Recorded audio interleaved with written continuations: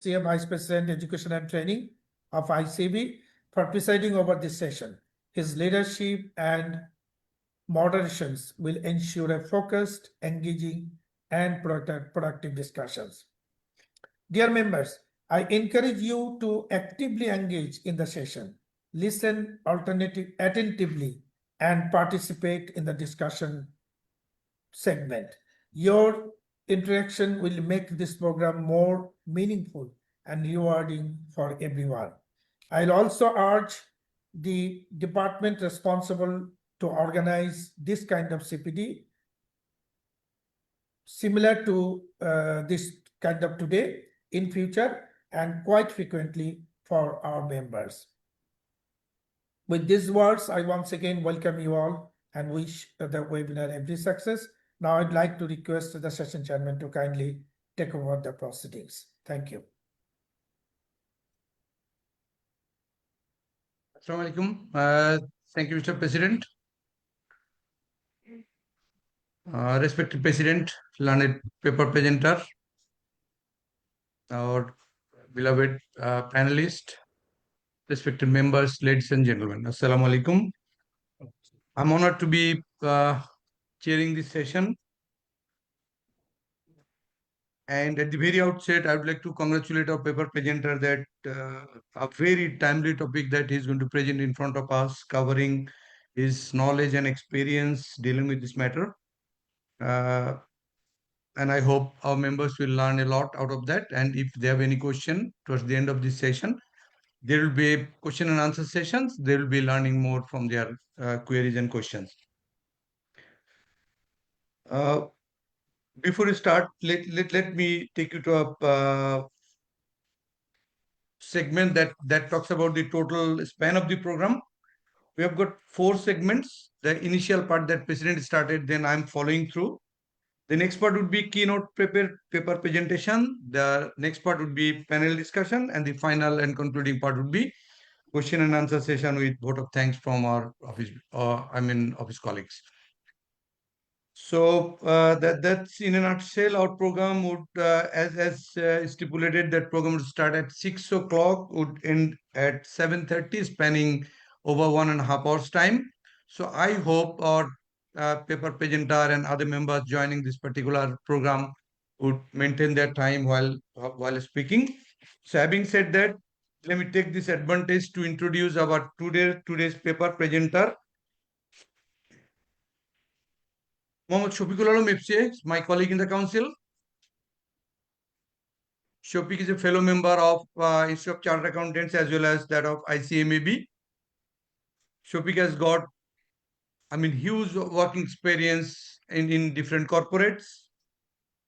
And he has got his own initiative of doing something beyond his, conventional way of working in corporates as well as in the practice. So he has got his innovative ideas, what he, represents in different places.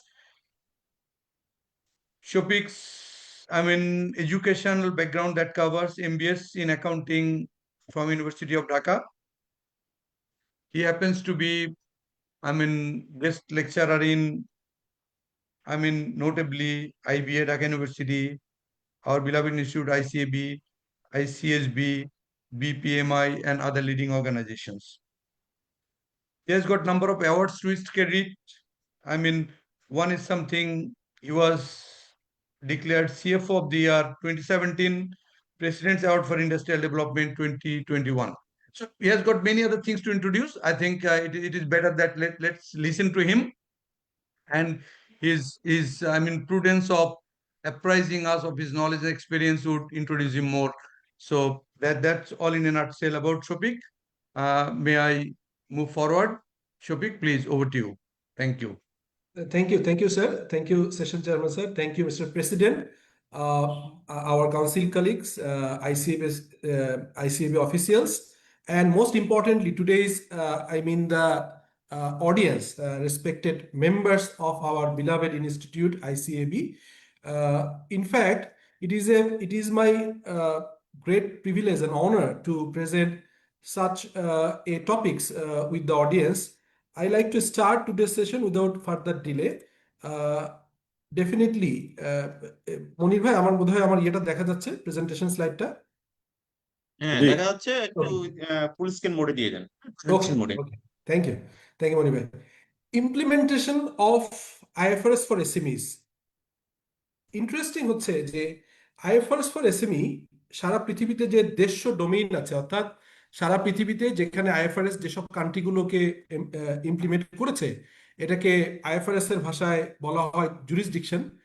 দেশীয় জুরিসডিকশনের ভিতরে already 85 জুরিসডিকশনে IFRS for SME either mandatory অথবা voluntary লেভেলে use করার permission দেয়া আছে। কিন্তু বাংলাদেশে 2009 সালে প্রথম আইএফআরএস ফর এসএমই আসার পরে 2013 সালে বাংলাদেশে আইসিএবি থেকে নমিনেটেড হয়ে আমি ট্রেন দ্য ট্রেনার কোর্স করেছিলাম ইন শ্রীলঙ্কা, যেখানে আইএফআরএস ইমপ্লিমেন্টেশন বোর্ডের আইএফআরএস ফর এসএমই বোর্ডের চেয়ারম্যান ডেল স্কট এবং ড্যানিয়েল ছিলেন। ওনাদের সাথে ট্রেন দ্য ট্রেনার কোর্স করেছিলাম 5 দিন। তো তারপর থেকে আমাদের আইএফআরএস ফর এসএমই ইমপ্লিমেন্টেশন প্রসেসটা কম্পারেটিভলি স্লো, মানে compare to the surrounding neighbouring countries as well. So আমরা বুঝতেই পারছি যে সমস্ত জুরিসডিকশন অর্থাৎ 150টা জুরিসডিকশন সবাই ইমপ্লিমেন্ট করেনি যদিও, কিন্তু 85 অলরেডি করেছে। সো আইএফআরএস ফর এসএমই এই ইমপ্লিমেন্টেশনের মাধ্যমে আজকে যারা আমরা প্র্যাকটিশনার এবং preparer of financial statement both এন্ডে একটা হিউজ রিলিফ, কমফোর্ট এবং ইকোনমিক অ্যাক্টিভিটিস অনেক ইজি হবে। I will try to summarise the IFRS for SME comparison with the the main definition of SME. Different authority কিভাবে definition দিয়েছে, পাই আমাদের দেশে পাইয়ের পাবলিক ইন্টারেস্ট এন্টিটির সাথে কিভাবে এটাকে অ্যাকোমোডেট করা যায়, এখানে কিছু রিকমেন্ডেশন সাজেশন আমাদের থাকবে। Economic contribution of SMEs in Bangladesh and around the world. IFRS S for SME টাইমলাইনটা, financial reporting as per IFRS, যেটাকে আমরা বলছি আইএফআরএস ফর এসএমই, এবং যেটাকে আমরা কনসেপচুয়াল ফ্রেমওয়ার্ক ফাইনালি 2018 সালে যে একটা মেইন এবং এলাবোরেটিভ প্রায় 90 পেজের একটা কনসেপচুয়াল ফ্রেমওয়ার্ক আসছে। সেই কনসেপচুয়াল ফ্রেমওয়ার্ক অনুযায়ী মানে মেইন আইএফআরএস কে আমরা এখানে বলছি ফুল আইএফআরএস, কতগুলো টার্মিনোলজি আমাদের একটু অ্যালাইন হওয়া দরকার। এখন যেহেতু আইএফআরএস এর অনেকগুলো ভার্সন আছে, আমরা মেইন আইএফআরএস থেকে বলি ফুল আইএফআরএস। এর ভিতরে কি কি ইনক্লুডেড আছে? এর ভিতরে আছে অ্যারাউন্ড 24 আইএসএস, মানে ফুল আইএফআরএস এর ভিতরে, এবং এখন পর্যন্ত বাংলাদেশে অ্যাডাপ্টেড হয়েছে 16টা আইএফআরএস এবং আরো 2টা পাইপলাইনে আছে, সেটা আইএফআরএস 18 এবং 19। এছাড়াও 5টা এসআইসি, যেটা হচ্ছে আইএস এর সময় মানে 1973 পর থেকে 2001 সাল পর্যন্ত যেগুলো এসআইসি আপনার প্রমালগেটেড হয়েছে সেগুলো, এবং আরো 15টা ইফ্রিক। সো অল টুগেদার এই মেইন ভার্সন অফ আইএফআরএস, যেটাকে আমরা বলছি ফুল আইএফআরএস, এটির main version IFRS, IFRIC, conceptual framework, SIC, all together it's a 5000 pages document. Whereas IFRS for SME দুটো অ্যাপেন্ডিক্স, প্রিফেস টিফেস সহ সবকিছু সহ 324 পাতার একটা ডকুমেন্ট। মূল আইএফআরএসটা 250 পাতার মতো। সো বোঝাই যাচ্ছে যে এটা কত ইম্পর্টেন্ট। এবং আমাদের দেশের যে আমরা যে গল্পটা শুনি, প্রায় বলি যে 2 লাখ, আসলে 2 লাখ না, আমাদের দেশে অ্যারাউন্ড 1,100,000 কোম্পানিজ আছে যারা মোটামুটি ভাবে ইকোনমিক অ্যাক্টিভিটিস করে। তার ভিতরে আপনার মাত্র 6,000 যদি আমরা পাই বাদ দিই, তার most of the companies SME IFRS for SME implementation করবার যোগ্য। কিন্তু আমরা এইটা এখনো ফুললি অ্যাডাপশন না হয় ফুল ভার্সন অফ আইএফআরএস, যেটাকে 5000 পেজেস এবং এখানে খুব কমপ্লিকেটেড হয়ে যায়। সো সেই জায়গাগুলো we will discuss. Benefit of using IFRS already বলেছি, আর চ্যালেঞ্জ এবং ওয়ে ফরওয়ার্ড, কেন এত বছর হয়নি, সামনে কি কি রিকমেন্ডেশন দিব আমরা as a regulator ICAB itself এবং ICAB রিলেটেড আদার রেগুলেটর লাইক এফআরসি এবং অন্যদের সাথে এই জিনিসগুলো আমরা কথা বলবো। So definition of IFRS SME, এই এসএমই একটা জেনারেল ডেফিনেশন হচ্ছে, এখানে বলা হচ্ছে যে আইএফআরএস ফর এসএমই কাদের জন্য হবে? আইএফআরএস ফর এসএমই হবে small medium size entities that are defined do not have public accountability. এই public accountability is very important, যেটা আমরা এখানে পাই বলছি। সো এটা ইম্পর্টেন্ট, এন্ড তাদেরকে আবার জেনারেল পারপাস ফাইন্যান্সিয়াল স্টেটমেন্ট করতে হয় ফর এক্সটার্নাল ইউজার্স। লাইক যদি একটা প্রোপ্রাইটারশিপ ফার্ম, তাদের যদি ব্যাংক লোন প্রয়োজন হয়, তাদের যদি কোনো এনলিস্টমেন্টের জন্য অডিট করতে হয়, যেটা আমরা এখন অডিট করি, সেটি কিন্তু মূল যে আইএফআরএস কমপ্লাই না করে, এবং অডিট রিপোর্টও কমপ্লিকেটেড। আমি এই কন্টেন্টের ভিতরে আইএফআরএস ফর এসএমই ইমপ্লিমেন্ট করে কিভাবে অডিট রিপোর্ট জেনারেট হবে সেটারও একটা স্লাইড রেখেছিলাম। পরবর্তীকালে মনে হয়েছে যে আমরা এক্সটেন্সিভলি ওয়ার্কশপের ভিতরে এটা ডিটেইল আলাপ করব। আপাতত শুধু আমরা আইএফআরএস ফর এসএমই রাখছি। এইটার উপরে বেস করে অডিট রিপোর্ট কিরকম হবে, অডিট প্র্যাকটিস কি হবে, এই জিনিসগুলো আমরা ধারাবাহিকভাবে পরবর্তীকালে বিভিন্ন একটা টাস্ক ফোর্স তৈরি করবার চিন্তা আমাদের আইসিএবি থেকে আছে এবং সেই জায়গায় আমরা ইমপ্লিমেন্ট করব। সো দুইটা কন্ডিশন, একটা হচ্ছে পাবলিক অ্যাকাউন্টেবিলিটি নাই এরকম অর্গানাইজেশন, এবং একই সঙ্গে সঙ্গে যাদের হচ্ছে general purpose financial statement present করতে হয়। Public accountability means debt or equity instrument of an entity publicly traded in the process of issue, মানে আইপিও প্রসেসের মাধ্যমে লিস্টেড হতে গেলে অথবা তাদের ডেট অথবা ইকুইটি সিকিউরিটি যদি লিস্টেড থাকে তাহলে তাদেরকে আমরা পাবলিক অ্যাকাউন্টেবিলিটি বলবো। এছাড়াও আপনার হচ্ছে the entity holds asset in fiduciary capacity such as banks, insurance and companies, অর্থাৎ পাই যেভাবে ডেফিনেশন দিয়েছে এই ডেফিনেশনটাকে আমরা to some extent public accountability বলতে পারি। বাংলাদেশের কনটেক্সটে এখন যে 50 কোটি টাকা টার্নওভারে আমরা bank, insurance, listed company, government bodies এগুলোকে যদি একটা জায়গায় রাখি, শুধু লিমিটেড কোম্পানি এবং প্রোপ্রাইটারশিপ, ওনারশিপ, পার্টনারশিপ সেগুলোকে একটা থ্রেশহোল্ড বলা আছে যে 50 কোটি টাকার উপরে টার্নওভার যদি হয় স্টেট হয় পাই হয়, আর আর যদি টার্নওভার থ্রেশহোল্ডটা আমরা ফুলফিল না করে তাহলে তিনটা অপশন আছে, 50 জন এমপ্লয়ি অথবা 10 কোটি টাকার লাইবিলিটি এবং 30 কোটি টাকার অ্যাসেট, এই দুটো ফুলফিল করলে আমরা জানি এটা পাবলিক ইন্টারেস্ট এন্টিটি হয়। সো মোরাললেস এই জায়গাতে এই আমাদের আইএফআরএস ফর এসএমই ডেফিনেশন এবং গ্লোবালি এসএমইর রিপোর্টিং এর ডেফিনেশনের সাথে পায়ের একটা রিকনসিলিয়েশন করবার জন্য অ্যামং দ্য আপনার রেগুলেটর আইসিএবি এবং এফআরসি সহ অন্যান্য বডির এখানে কাজ করবার সুযোগ আছে। সো আমরা এখানে বেসিকলি আইএফআরএস ফর এসএমই বলতে যে এসএমই বলতে বোঝাচ্ছেই হচ্ছে যে পাবলিক অ্যাকাউন্টেবিলিটি নাই, বাট তাদের ফাইন্যান্সিয়াল স্টেটমেন্ট করতে হয়। পাবলিক অ্যাকাউন্টেবিলিটি ডেফিনেশন অলরেডি বলেছি। আর কি ক্রাইটেরিয়া, দুইটা কি ক্রাইটেরিয়া আছে, two main criteria classify for SME, একটা হচ্ছে নো পাবলিক অ্যাকাউন্টেবিলিটি আর হচ্ছে যাদের public external general purpose financial statement দিতে হয়। এখন এই জায়গাটাতে আমরা আইএফআরএস ফর এসএমই আসার আগে কুইকলি দেখতে চাই বাংলাদেশ ব্যাংক এবং এসএমই ফাউন্ডেশন কিভাবে এসএমইর ডেফিনেশন দিয়েছে। আমরা যদি বাংলাদেশ ব্যাংক দেখি সেখানে আমরা দুইটা ভাবে দেখতে পারি, small enterprise for service sector, small enterprise for business and manufacturing. তো এখানে আমরা যদি দেখি স্মলের ডেফিনেশন বাংলাদেশ ব্যাংক বলছে, যদিও টাইম টু টাইম এটা আপডেট হয়, সো সেই জায়গাটাতে বলছে যে স্মল সার্ভিস সেক্টর হলে 50,000 টাকা থেকে 50 লাখ টাকা ইনভেস্টমেন্ট এবং এমপ্লয়ি নট ওভার 25, এটিকে বলা হচ্ছে যে small enterprise for public sector. Similar বিজনেসের জন্য সিমিলার ডেফিনেশন, আর ম্যানুফ্যাকচারিং এর জন্য, ইন্ডাস্ট্রিয়ালের জন্য যেখানে 50,000 টাকা থেকে এখানে 50 লাখ টাকা ছিল, এখানে 1.5 কোটি টাকা করা হয়েছে, এমপ্লয়ি সংখ্যা সিমিলার আছে। এটা গেল স্মল। আর তার মানে আমরা যারা এই স্মলের ভিতরে পড়বে, যদি এফআরসির আমরা পায়ের বাইরে যত স্মল অর্গানাইজেশন আসে তাদের কিন্তু মেইন আইএফআরএস করাটা খুবই বার্ডেনসাম। এই ডেফিনেশনগুলো আমাদেরকে আই ওপেনিং বা ফার্দার ডিসকাশনে হেল্প করবে। মিডিয়াম এন্টারপ্রাইজ পাবলিক সেক্টরের ক্ষেত্রে 50 লাখ থেকে 10 কোটি টাকা পর্যন্ত হচ্ছে ক্যাপিটাল ইনজেকশন এবং ফিক্সড অ্যাসেট, আর এমপ্লয়ি সংখ্যা নট মোর দ্যান 50, যেটা আমাদের এফআরসির যে আপনার হচ্ছে পায়ের সেকেন্ড থ্রেশহোল্ডে 50 জন এমপ্লয়ি, এটা মিলে যায়। আর মিডিয়াম এন্টারপ্রাইজের ক্ষেত্রে বলা আছে যে ফিক্সড অ্যাসেট হচ্ছে আপনার একই, আপনার বিজনেস সেক্টরের সিমিলার। ইন্ডাস্ট্রির ক্ষেত্রে যেটা 50 লাখ থেকে 10 কোটি, এটা আসছে হচ্ছে 1.5 কোটি থেকে 20 কোটি এবং এমপ্লয়ি সংখ্যা 50 আছে।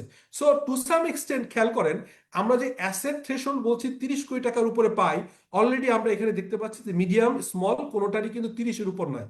তার মানে আমরা মোটামুটি এই গাইডলাইন থেকে এবং পরবর্তীকালে এসএমই ফাউন্ডেশনের ডেফিনেশন যদি দেখি, মিডিয়াম সাইজ অর্গানাইজেশনকে তারা বলছে ফর দ্য ম্যানুফ্যাকচারিং এ বলছে 15 কোটি টাকা থেকে 50 কোটি টাকা হচ্ছে ইনভেস্টমেন্ট এবং হচ্ছে এমপ্লয়ি সংখ্যা 120 থেকে 300, এটা হচ্ছে এসএমই ফাউন্ডেশনের। আর মিডিয়াম এন্টারপ্রাইজ যেটা বলছে সেটাকে বলা হচ্ছে আপনার ফর সার্ভিস সেক্টর 2 কোটি থেকে ইনভেস্টমেন্ট 30 কোটি টাকা পর্যন্ত, এমপ্লয়ি হচ্ছে 50 থেকে 51 থেকে 120। স্মলের কথা বলছে আপনার 75 লাখ থেকে 15 কোটি টাকা এবং স্মলের ক্ষেত্রে আপনার এবং হচ্ছে এমপ্লয়ি সংখ্যা 26 থেকে 120, আর স্মলের ক্ষেত্রে সার্ভিস সেক্টরে আরেকটু লিনিয়েন্ট, 10 লাখ টাকা থেকে শুরু করে 2 কোটি টাকা হচ্ছে ইনভেস্টমেন্ট, যেটা ওখানে ফিক্সড অ্যাসেট বলছিল, এখানে বলা হচ্ছে ইনভেস্টমেন্ট, এবং 16 জন থেকে 50 জন এমপ্লয়ি। সো আমরা এই জায়গাতে আপনার বাংলাদেশ ব্যাংক এবং বাংলাদেশ এসএমই ফাউন্ডেশনের ডেফিনেশন থেকে মোটামুটিভাবে এফআরসির ডেফিনেশনকে তিনটা যদি একবারে আনতে পারি, তাহলে আমাদের এখন টাইমলি একটা সময় যে আমরা এসএমইর একটা ইউনিফাইড হারমোনাইজ ডেফিনেশন দিতে পারলে, তাহলে পাইয়ের যে নন পাইয়ের এরিয়াটাতে আমি বিশ্বাস করি একটা সিগনিফিকেন্ট অংশ তারা হচ্ছে আপনার এসএমইতে আসবে। তো এখানে আমি সেই জায়গায় বলছি যে definition for public interest entity FRC যেটা করেছে, এফআরসি এখন এই ক্রাইটেরিয়াগুলো অর্থাৎ listed company, financial institution, large private companies, public sector entities এবং আদার অর্গানাইজেশন যেটা ম্যানুফ্যাকচারিং, এবং গভর্নমেন্ট অর্গানাইজেশন লাইক গভর্নমেন্ট অর্গানাইজেশনের জন্য অলরেডি ইপসাস এসেছে, এনজিওর জন্য অলরেডি আলাদা অ্যাকাউন্টিং স্ট্যান্ডার্ড তৈরি করবার ফাইনাল স্টেজে আছে, যেটা গ্লোবালি হচ্ছে এবং এফআরসির আন্ডারে হচ্ছে।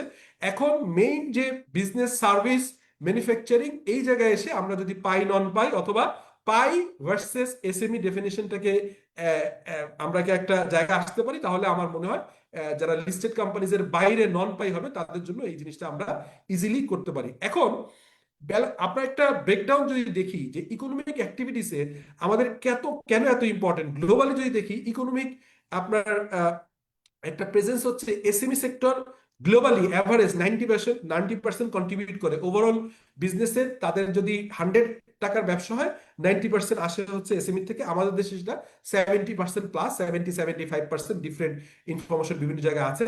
এইটা হচ্ছে মোটামুটি অথেন্টিক অ্যাভারেজ ইনফরমেশন যেটা আমরা এখানে এনেছি।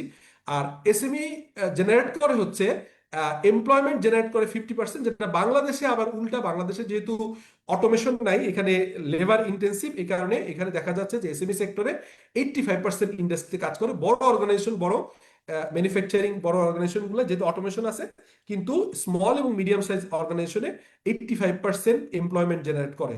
So how important we can মানে assess from this information. GDP growth যদি বলি, জিডিপি গ্রোথের 40% কন্ট্রিবিউট করে এসএমই সেক্টর বাংলাদেশে, যেটা হচ্ছে 2022 সালের লেটেস্ট যে সার্ভিস ছিল সেখান থেকে আমরা দেখতে পাচ্ছি। গ্লোবালি অ্যাভারেজ 40% কন্ট্রিবিউট করলো, বাংলাদেশে 32% করে বাংলাদেশ জিডিপির। সো এই জায়গা থেকে যদি আমরা বলি, সেটা হচ্ছে একদম আমাদের অ্যাকাউন্টেন্টের ভাষায়, নট এজ মানে এসএমই অথবা ইকোনমিক সেন্সে না, অ্যাকাউন্টেন্টের ভাষায় যদি বলি যে small medium enterprise usually owner managed by a relatively small number of individuals such as family groups like হচ্ছে proprietorship, partnership, ওপিসি, এবং একটা সিগনিফিকেন্ট অংশ যারা হচ্ছে স্টার্টআপ, প্রাইভেট লিমিটেড কোম্পানি, এবং অন্য অন্য ফর্মের বিজনেস যারা হচ্ছে আপনার যাদেরকে আমরা এসএমএর ভিতরে আনতে পারি। আর এখানে থ্রেশহোল্ডের ক্ষেত্রে সাজেশন হচ্ছে রেভিনিউ জেনারেশন, অ্যাসেট এবং লাইবিলিটি, যেটা এফআরসি অলরেডি পায়ের ডেফিনেশন এনেছে। আমরা এসএমই কি কিন্তু ওই রেভিনিউ, ফার্স্ট রেভিনিউ, দেন হচ্ছে অ্যাসেট, লাইবিলিটি, এমপ্লয়ি, এইভাবে আমরা ডেফিনেশন আনতে পারি। They are usually undertake less complex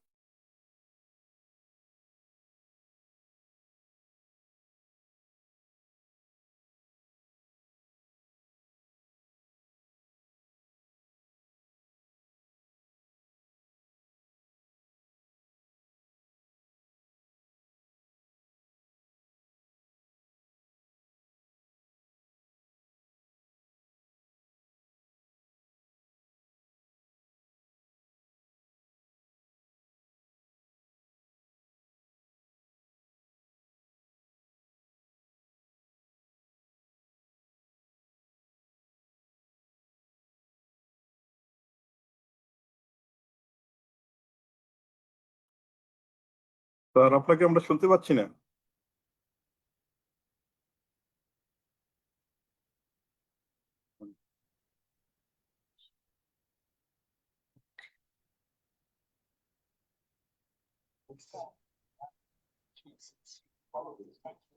আপনি কি ডিসকানেক্টেড হয়ে গেছেন নাকি? জি স্যার, উনি ডিসকানেক্ট হয়ে গেছে, উনি আবার জয়েন করবেন। আপনি থাকেন, ওই যে যখনই জি জয়েন স্যার, করেন তখন সাথে সাথে নিয়ে নিন। জি স্যার।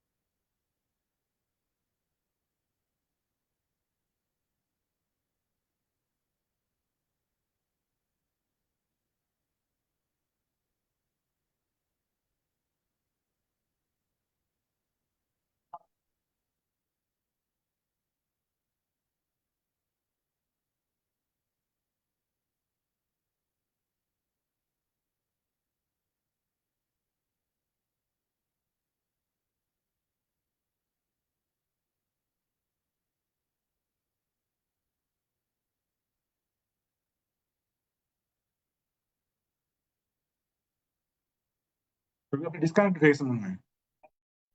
স্যার মানে স্যার ডিসকানেক্ট হয়ে গেছে।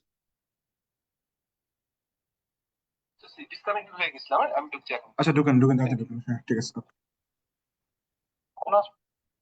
Fine. And I think that's an action plan which we have. So all the things all over South country, ঢুকতেছে, হ্যাঁ। and let us know which way we can be of help. Nepal has conducted certain programs. Sri Lanka.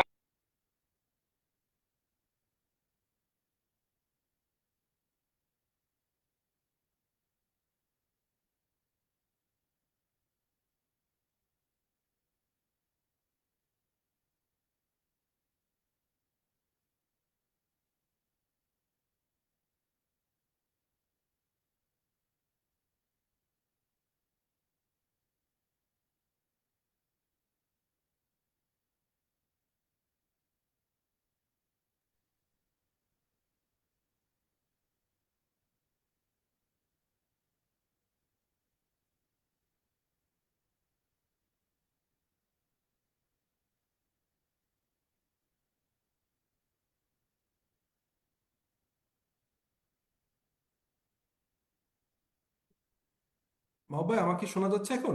আমি sorry, disconnected হয়ে গেছিলাম। জি sir শুনতে পাচ্ছি sir. Shafiq, please go ahead. জি জি জি, থ্যাংক ইউ। সো আমি শিওর যে আমি এই পর্যন্ত আপনারা আমি ডিসকাশনটা রাখতে পেরেছিলাম যে আইএফআরএস ফর এসএমই হচ্ছে মূলত একদম স্ট্রেট ফরওয়ার্ড ভাবে আপনার আইএফআরএস ফর এসএমই, যেমন আমরা মেইন ফুল আইএফআরএস এ দেখি হচ্ছে আইএস আছে, আইএফআরএস আছে, কনসেপচুয়াল ফ্রেমওয়ার্ক আছে, এসআইসি, ইফরিক, এই সবগুলোকে একবারে এনে আইএফআরএস ফর এসএমই 35টা সেকশন 1 থেকে 35 এবং দুটো অ্যাপেন্ডিক্স এ এবং অ্যাপেন্ডিক্স বি আনা হয়েছে। এখন আমরা যদি বলি পাবলিক অ্যাকাউন্টেবিলিটি, এখানে জায়গাটাতে হচ্ছে আপনার যেটা বলছিলাম যে যেহেতু মেইন আইএফআরএস এর আপনার হচ্ছে কমপ্লেক্সিটি অনেক কম, অতএব মেইন আইএফআরএস এর 90% এখানে কমপ্লেক্সিটি নেই, অর্থাৎ এখানে মাত্র 10%। তো এবং এখানে যেটা হয় এভরি 3-4 ইয়ার্সে একবার রিভিউ হয়। মেইন আইএফআরএস যেমন প্রতি বছর চেঞ্জ আসে, ফলে আমরা কিন্তু রেগুলার ফলো করতে হয় এভরি অ্যানুয়াল চেঞ্জেস, বাট এখানে রিভিউটাই বলা হয়েছে 3 to 5 ইয়ার্সে হবে। অর্থাৎ আমরা বুঝতেই পারছি 2009 সাল থেকে 2026 সাল 25 সাল এর ভিতরে আমরা মাত্র 3টা রিভিউ পেয়েছি, ফার্স্ট, সেকেন্ড এবং থার্ড রিভিউ। সো মোরাললেস এটা কিন্তু একটু এস্টাবলিশ। এখন কি কি অমিশন, মানে আইএফআরএস ফর এসএমই তে মেইন আইএফআরএস এর যেগুলো এখানে আপনার হচ্ছে লাগে না, সেটা হচ্ছে এখানে একদমই নাই, সেটা হচ্ছে আইএস 33 যেটা আছে আর্নিং পার শেয়ার, এটা আইএফআরএস ফর এসএমই তে নাই। ইন্টারিম ফাইন্যান্সিয়াল রিপোর্টিং 34 এটা নাই। সেগমেন্ট রিপোর্টিংটা এখানে করবার প্রয়োজন নেই, অমিশন দেয়া আছে। Asset held for sale IFRS 5 নাই, এবং ডেফিনেটলি যেহেতু ইন্স্যুরেন্স কোম্পানির জন্য আইএফআরএস 17 যেটা হচ্ছে পাবলিক ইন্টারেস্ট এন্টিটি, এটা যেহেতু এসএমইর জন্য আইএফআরএস ফর এটা লাগবে না 17। এখন যদি বলি আইএফআরএস ফর এসএমই তে সবচেয়ে ইম্পর্টেন্ট থার্ড এডিশনে আনডিউ কস্ট অ্যান্ড এফোর্ট নামে একটা নতুন আইডিয়া আসছে। এই আইডিয়াটা বলছে যে আমি যখন আইএফআরএস ফর এসএমই করব, তখন যদি দেখি যে কোনো আইএফআরএস ইমপ্লিমেন্ট করতে যে আমার এফোর্ট অনেক বেশি লাগছে এবং সেই অনুযায়ী কস্ট বাড়ছে, তখন কিন্তু আমরা সিম্পলিফাই করতে পারি। IFRS for SME introduce the undue cost or effort except in the several areas, concept in the several area permitting simpler accounting in the cost of complex fair value based and actuarial calculations significantly override the benefit of the user। অর্থাৎ আমরা বিভিন্ন সেকশনে যে actual valuation লাগে, বিভিন্ন fair value base information লাগে, complex accounting calculation আছে, এইগুলোর থেকে আমরা বেরোতে পারি। এখন আমরা বলি যে আইএফআরএস ফর এসএমই তে কোন কোনগুলো ডিসঅ্যালাউ করা আছে। যেমন ইনটেনজিবল অ্যাসেটের ক্ষেত্রে এবং গুডউইলের ক্ষেত্রে আমরা দেখতে পাই যে এইখানে হচ্ছে অ্যামোর্টাইজ করতে হচ্ছে, মানে এখানে লাইফ টাইম কিছু কিছু অ্যাসেট আছে, যেমন ধরেন আমরা গুডউইল যদি বলি এটা রেগুলার ইম্পেয়ারমেন্ট টেস্ট করতে হয়, এবং আমরা যদি intangible asset with unlimited life time অর্থাৎ লাইফ টাইম, তখন কিন্তু আমরা ইম্পেয়ারমেন্ট ইন্ডিকেশন থাক না থাক আমাদের কিন্তু অ্যানুয়াল ইম্পেয়ারমেন্ট টেস্ট করতে হয়, যেটা এই ক্ষেত্রে ওয়েভার দেয়া আছে। এখানে বলা আছে যে ম্যাক্সিমাম পর্যন্ত হচ্ছে 10 ইয়ার্সের লাইফ টাইম ধরা যাবে। সো এবং এখানে রিভ্যালুয়েশন মেথডটা পারমিজেবল না। এখানে আইএস 38-এ আমরা ইনটেনজিবল অ্যাসেটে দেখি যে revaluation method is also permittable, but এখানে পারমিটেবল না। Then initial recognition investment in property, যেটা আইএস 40-তে বলা আছে, সেই জায়গাতে তারা ফেয়ার ভ্যালু বের করতে যে আনডিউ কস্ট, অনেক বেশি কস্ট হয়, এই কারণে এখানে আপনার সিম্পলিফাইড মেথডে আপনার কস্ট মেথডে এটা কন্টিনিউ করা যাবে, এবং এখানে যদি এই ফেয়ার ভ্যালুতে কম্পেয়ার করে প্রফিট অ্যান্ড লস বের হয়, সেটা আপনার ওসিআই তে না এনে সরাসরি প্রফিট লসে আনা যাবে। অর্থাৎ এই জায়গাটাতে আমরা যে ওসিআই তে আনবো, ওসিআই রিকনসাইল হবে কি হবে না, এই ধরনের কমপ্লিকেসি বন্ধ করা আছে। আইদার আপনি যদি এটা ফেয়ার ভ্যালু মেজার করে এটা প্রপার ডেটার মাধ্যমে ইনিশিয়াল রিকগনিশনের পরে সাবসিকুয়েন্ট মেজারমেন্টে যদি ইনভেস্টমেন্ট ইন প্রপার্টিজের এই জিনিসগুলো আনতে পারেন, তাহলে আপনি আনলে এটা প্রফিট এন্ড লস চার্জ করবেন। আর যদি না আনতে পারেন, তাহলে আনডিউ কস্ট মডেলে এটা আপনি কস্ট মডেলে কন্টিনিউ করতে পারবেন। কনসলিডেশনের ক্ষেত্রে যেটা আসছে, যে এটা সেকশন 9 এ আছে, IFRS for SME section 9 is for IFRS for SME, এখানে বলা আছে হচ্ছে কনসলিডেশন। এখানে now uses a single model, আগে ছিল ডিফারেন্ট মডেল, এখন সিঙ্গেল মডেল। এবং এখানে কনসলিডেশনে control is a main focus, যেটা IFRS for main IFRS full IFRS এর 10 এ বলা আছে যে power, exposure of return, ability to use power, এই জায়গায় কন্ট্রোল, যেটা কন্ট্রোল বেস যে মেকানিজম রিপোর্টিং এর, সেখানে ধরেন 50%-এর বেশি ওনারশিপ আছে বাট কন্ট্রোল নাই, সেখানে কিন্তু এক্সেপশন, আমরা এটা জানি যে এখানে কনসলিডেশন করতে হবে না। আবার শেয়ার হোল্ডিং আছে 30%, বাট এখানে সিগনিফিকেন্ট কন্ট্রোল আছে, এবং কন্ট্রোল যদি থাকে তাহলে কনসলিডেশন করতে হবে। সেই একই মডেলে আমরা দেখেছি IFRS for SME section 9 A full version of IFRS এর এই জিনিসটা সিম্পলিফাইড মোডে আনা হয়েছে। প্রপার্টি প্ল্যান্ট এন্ড ইকুইপমেন্ট, যেটা আইএফআরএস 16, এখানে হচ্ছে প্রপার্টি প্ল্যান্ট এন্ড ইকুইপমেন্ট নামে আলাদা একটা সেকশন আছে। সেই সেকশনে বলা হচ্ছে অনলি কস্ট মেথডে করতে হবে, এখানে রিভ্যালুয়েশন মডেলটা ইজ নট অ্যালাউড। ডেপ্রিসিয়েশন এর অ্যামortization ক্ষেত্রে আমরা ফুল আইএফআরএস এ দেখি যে অ্যানুয়ালি চেক করতে হয় যে এস্টিমেট ঠিক আছে কিনা, ডেপ্রিসিয়েশনের রেট ঠিক মতো হচ্ছে কিনা, এই ধরনের চেক করে আমরা জানি আইএস 8 এর আন্ডারে আমরা যদি এস্টিমেট চেঞ্জ হয় প্রসপেক্টিভ ইম্প্যাক্ট দিই, আর যদি হচ্ছে যে এখানে রিয়েল কোনো পলিসিগত চেঞ্জ আসে আমরা রিট্রোস্পেক্টিভ দেওয়া লাগে। বাট এখানে বলা হচ্ছে যে আইএফআরএস ফর এসএমই তে অ্যানুয়ালি ডেপ্রিসিয়েশন অ্যামortization চেক করতে হবে না। এটা ফ্রিকোয়েন্টলি যদি কোনো ইন্ডিকেশন থাকে যে মার্কেটে এটার ভ্যালু সিগনিফিকেন্টলি ফল করবে, সেই কারণে তখন এটা করা যাবে। এমপ্লয়ি বেনিফিট, যেটা হচ্ছে সেকশন আমাদের যেটা আইএস 19 আছে, এটা কমপ্লিকেটেড আইএস, সেখানে হচ্ছে আইএফআরএস ফর এসএমই সেকশন 28 এ বলা আছে যে এখানে হচ্ছে আপনার অ্যাকচুয়াল ভ্যালুয়েশন বা এই ধরনের কিছু প্রয়োজন নাই। এখানে আপনি কস্ট মডেলে আপনার মতো করে সিম্পলিফাইড ক্যালকুলেশন করে considering the term undue cost or effort আপনি অ্যালাউ আছে। গভর্নমেন্ট গ্র্যান্টের ক্ষেত্রে যেটা আইএস 23 তে বলা আছে যে এখানে হচ্ছে আপনার মেইন আইএফআরএস এর আন্ডারে, ফুল আইএফআরএস এর আন্ডারে আইএস 23 তে বলা আছে রিকগনিশন করতে হবে এবং সেটা অনুযায়ী ডেফারেল করার সুযোগ আছে। But IFRS for SME government grants এর সেকশন, সেখানে বলা আছে recognition as income immediately when the condition are made, এখানে কোনো ডেফারেল করবার কোনো প্রয়োজন নাই। এটা আইএফআরএস ফর এসএমই সেকশন 24 এ বলা আছে। এছাড়া বরোইং কস্টের ক্ষেত্রে দেখেন, বরোইং কস্ট যেটা আমরা করি আইএস 27 এ, আইএস 23 তে, সরি আইএস 23 তে আমরা যেটা করতে হয়, আমরা যখন বের করি যে কোনো কোয়ালিফাইং অ্যাসেট আছে কিনা, থাকলে সেটার আপনার ক্যাপিটালাইজেশন অফ দ্য ইন্টারেস্ট হবে কি হবে না, এখানে সিম্পলিফাইড বলা আছে borrowing cost, all borrowing cost আর এক্সপেন্স অ্যাজ ইনকার্ড, যখন খরচ হয়ে যাবে তখন এটাকে আপনার এটাকে প্রফিট লসে নিয়ে যেতে হবে। এখানে ক্যাপিটালাইজেশন করবার বা কোয়ালিফাইং অ্যাসেট আছে কি নাই এই ধরনের কমপ্লিকেসি করবার প্রয়োজন নেই। আইএস 23 অনুযায়ী না করে section 25 of IFRS for SME এখানে বলা আছে যে অল কস্ট এখানে আপনার প্রফিট লস নিয়ে যেতে হবে। Associate and joint venture control entities can be accounted for using the equity method in the consolidated financial statement, but এখানেও দেখেন আমরা আইএস 28 এ বলা আছে যে আপনি যখন সিগনিফিকেন্ট ইনফ্লুয়েন্স হবে, তখন আপনি সিগনিফিকেন্ট ইনফ্লুয়েন্স হলে, অর্থাৎ আপনার হোল্ডিং যদি 20% থেকে 50% হয়, তখন আপনি কি করবেন, এটাকে ইকুইটি মেথডে হিসাব করবেন না। ইকুইটি মেথডে হিসাব করতে গেলে তার ইনফরমেশন প্রাইস কোটেশন নিতে হয়। তো এখানে বলা আছে আনডিউ কস্ট অ্যান্ড মেথডে আপনি চাইলে আনডিউ কস্ট অ্যান্ড যে ওভারডিউ মেথড আছে সেই মেথডে আপনারা কিন্তু এটাকে আপনার সিম্পলি কস্ট মেথডে কন্টিনিউ করতে পারবেন, এটা অ্যালাউড আছে। আর&ডি এক্সপেন্ডিচার যেটা আইএস 9 ছিল, আইএস 9 এ কিন্তু both research and development cost capitalise করার কথা ছিল, বাট আইএস 38 এসে আমরা দেখেছি যে অনলি ডেভেলপমেন্ট কস্ট যেটা প্রবাবল আছে, যেটা সাকসেসফুল হবে, সেটাকে ক্যাপিটালাইজ করার কথা বলা আছে, আর রিসার্চ কস্টটা প্রফিট এন্ড লসে চার্জ করার কথা বলা আছে। এই ধরনের কমপ্লিকেসি অ্যাভয়েড করবার জন্য আইএফআরএস ফর এসএমই তে রিসার্চ এন্ড ডেভেলপমেন্ট এক্সপেন্ডিচার সবগুলোই হচ্ছে আপনার প্রফিট লসে চার্জ করার কথা বলা আছে, এখানে ক্যাপিটালাইজেশন করবার কোনো সুযোগ নেই। If an entity is unable to make a reliable estimate of useful life of any intangible asset, useful life should be 10 years. আমরা এটা দেখেছি।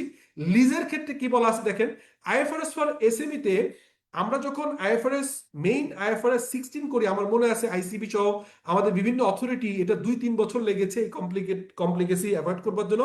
কারণ আগের যে লিজ 17 ছিল সেখানে ফাইন্যান্স লিজ আর অপারেটিং লিজ নামে আলাদা ছিল। এখন আইএফআরএস ফর 16 বলা আছে অল লিজ আর ফাইন্যান্স লিজ, এক্সেপশন হচ্ছে 1 বছরের নিচে অথবা হচ্ছে অ্যাসেট ক্যাপিটালাইজেশন ক্রাইটেরিয়ার নিচে যারা থাকবে তাদেরকে এটা বাদ দিয়ে। কিন্তু এই কমপ্লিকেসি অ্যাভয়েড করবার জন্য লিজের যে সেকশনটা আছে আইএফআরএস ফর এসএমই তে, এখানে বলা আছে যে আইএস 17 এর মতো তারা হচ্ছে আপনার অপারেটিং লিজ এবং ফাইন্যান্স লিজ মেনটেন করে যেতে পারবে, এবং এটা তাদের অপশন দেওয়া আছে। এবং মোস্টলি এসএমই গুলো কিন্তু ফাইন্যান্স এবং অপারেটিং ক্যাটাগরিতে যেতে পারবে, তারা আইএফআরএস 16 কে ফলো করতে হবে না। গুডউইলের ক্ষেত্রে বলেছে যে গুডউইল যদি আসে সেটা 10 ইয়ার্স পর্যন্ত ম্যাক্সিমাম নেওয়া যাবে। এবং গুডউইলের ক্ষেত্রে যেটা হয় সেটা হচ্ছে যে ওখানে যেমন ইম্পেয়ারমেন্ট টেস্ট, এখানে হচ্ছে গুডউইলটা আমরা কিন্তু অ্যামোর্টাইজ করতে পারবো। On the disposal of the overseas subsidiary, আমরা অনেক সময় দেখা যায় যে ওভারসিজ সাবসিডিয়ারিতে এসে তখন এখানে যে আপনার আইএস 21 অনুযায়ী ফরেন কারেন্সি গেইন লস অনুযায়ী কিভাবে কি করবেন এটা নিয়ে জটিলতা থাকে। কখনো কখনো আমরা ওসিআইতে নেই, সেই ওসিআইতে আবার রিসাইকেল করতে হয় প্রফিট লসে। বাট আইএফআরএস ফর এসএমই তে বলা আছে যদি ফরেন কোনো সাবসিডিয়ারি থাকে, সেই সাবসিডিয়ারি যদি ডিসপোজাল হয়, এখানে লস গেইন সবটা একবারে প্রফিট লসে না এনে সরাসরি তারা ওসিআই আন্ডারে আনলে এটা হয়ে যাবে। ফাইন্যান্সিয়াল ইনস্ট্রুমেন্ট যেটা হচ্ছে আইএফআরএস 9, সেখানে আমরা দেখেছি যে previous version of IFRS for SME তে দুইটা সেকশন ছিল, সেকশন 11 এবং 12, যেটাকে হচ্ছে basic financial instrument are advance. Basic কোনগুলো? বেসিক হচ্ছে অ্যাকাউন্টস রিসিভেবল, অ্যাকাউন্টস পেয়েবল, এইগুলো।